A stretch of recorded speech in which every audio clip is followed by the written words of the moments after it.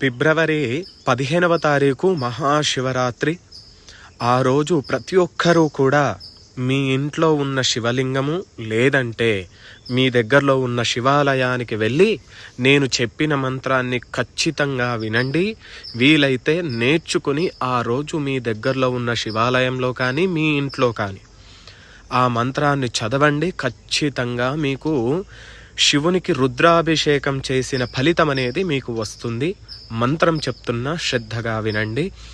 హర హర హర నమః సోమాయ చ రుద్రాయ చ నమస్తామ్రాయ చ రుణాయ చ నమః శంగాయ చ పశుపతయే చ నమః ఉగ్రాయ చ భీమాయ చ నమో అగ్రే వదాయ చ దూరే వదాయ చ నమో హంత్రే చ హనీయసే చ నమో వృక్షేభ్యో హరికేశేభ్యో నమస్తారాయ నమః శంభవే చ మయోభవే చ నమః శంకరాయ చ మయస్కరాయ చ నమః శివాయ